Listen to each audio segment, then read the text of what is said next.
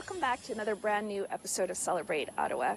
We start off our episode with a story on cancer survivor and amputee Atif Rashid about his inspiring journey in becoming a resilience coach and motivational speaker. After the break, we speak to a senior advisor at Library and Archives Canada about this month's Art from the Archives workshop. And lastly, we're featuring the RCMP musical ride. 3 more reasons why Ottawa is a city to discover.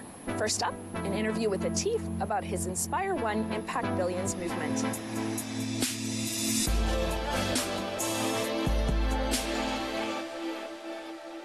I was born in Pakistan and grew up in Pakistan. I moved from Pakistan in 2006 to Halifax, Nova Scotia, where I actually did my BCom, my MBA, and CPA. And basically, I met David, my best friend David, in Halifax, and we instantly became good friends. And I remember trying to comfort him in the difficult time when he lost his leg to cancer in 2010. And I had no idea that I'll be losing my leg to cancer in 2015, 5 years after. So it was a bizarre coincidence. But here he was with me every step of the way, comforting me in my journey through cancer and recovery. And, that gave me this mindset that I have to live with a purpose. And a lot of times I lived my life 3 decades with no sense of purpose or clear sense of direction.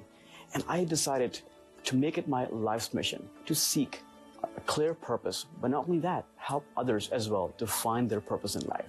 And here I am today in front of you, trying to tell you that life lived with purpose is the best life. And for the last 10 years, since I lost my leg to cancer, I've been going on stages across Ontario, across the world actually, sharing my story. Not only that, so I did what I did is the science behind of how to stay positive behind, even in the face of biggest challenges in life, whether it's a cancer, amputation, or losing a loved one, or losing your job. Whatever the situation, you can always stay positive. And also I share with my audiences the science and the techniques to be positive. What I do every single day when I wake up, I decide who I'm going to inspire someone. Who's going to be that person I'm going to say a few words of encouragement, or if I'm going to be someone's authentic accountability partner, or if someone is going to be talking about their day, they're having the bad day or their challenges, I'm going to be listening, be a good listening ear. And let me take you back and tell you a story. I was in Pakistan about 3 years ago, and I was at this university giving a talk about my hearing loss as a child and having difficulties and people making fun of me. And after my talk, I was leaving, a young girl came running towards me, just like a scene in the movie. She came running towards me to tell me, Atif, I'm so inspired by your story. I want to tell you that I'm blind from one eye, and I have never shared that with anyone else in my classroom or at the university. And today I found the courage to accept that and tell you, complete stranger, and tell everybody in my classroom, I've found my true beauty. And that truly inspired me actually to do even more. So I truly believe I have not only inspired her, but also inspired so many other girls who she will be talking to. So I truly believe the ripple effect of inspiration. So when we inspire one person, we should believe in the ripple effect. And we're inspiring billions of people through the one interaction. It's not the grand gesture that make a difference, rather small actions done with love. I love Mother Teresa's words that I just spoke to you. And this is what the idea behind Inspire1 Impact Billions and also Inspire1 IV Consulting is really. And that was also the topic of my TEDx talk last year. It's the one idea, one phone call, one meeting, or even one consultation. It can change and have a massive impact on our lives.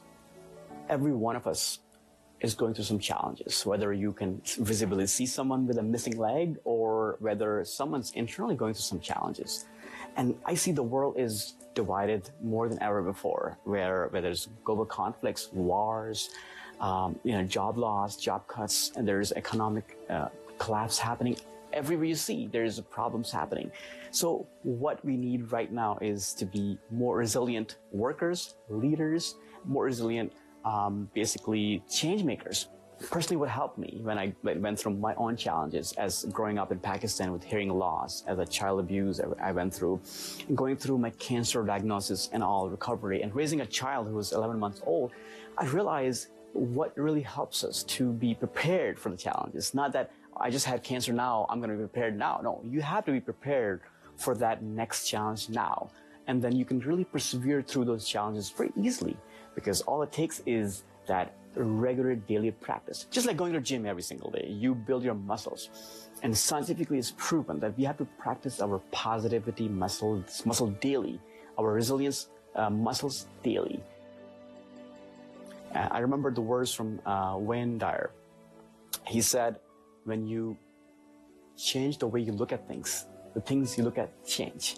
So truly the way you look at the world around us, you could look at it a chaotic world, but you could also decide, I'm living in a loving and a kind world, and I'm attracting love and kindness. So when you wake up every morning, deciding to look for the kindness and love allows us to look for those things. And I tend to use this example during my talks. It's called a red car theory. I ask my audience to raise your hand if you can tell me exact number of red cars you've seen while you're driving down this speech or talk or this building. And nobody can tell, of course. They were not looking for red cars. So in our day-to-day, we're not looking for the positivity if you're being more negative. So looking for that red car every single day when you're getting up, you'll find more red cars. You will be able to tell every interaction will be a red car for you. So just being able to be focused on positivity, love, and harmony, and that allows you to build your resilience muscles every single day. You can't say you're going to get up and have this 5-step formula to build resilience. No, you have to practice just like a guy in the gym. I wanted to show you this leg. This is a replica of Terry Fox's leg.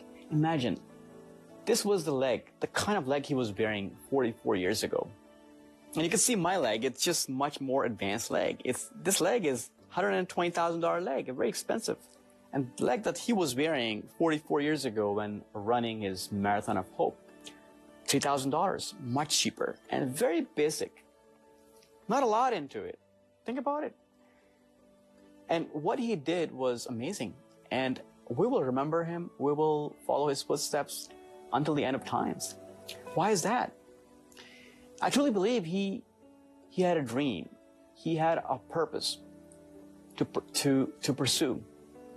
And he had a positive mindset. And that's my message to you for today would be, when you have a mission, when you have a true purpose, when you are truly aligned with your existence in life, the game changes. And I will end with this. How can you find your purpose? I will challenge you, when you get up in the morning tomorrow, just write on a piece of paper, what is your purpose? What is it that you really want to leave behind? And that's what Terry did. He set his purpose and he achieved it. And we're still running for him. And that's it. My homework for you would be today just to write down. It's very important. Don't underestimate the power of writing down things. And start questioning, why are you here? What is it about? And I love what Jim Rohn said. He's a famous speaker and author. We're not getting out of here alive. So why not just think, what are we going to do with the time we have? Thank you.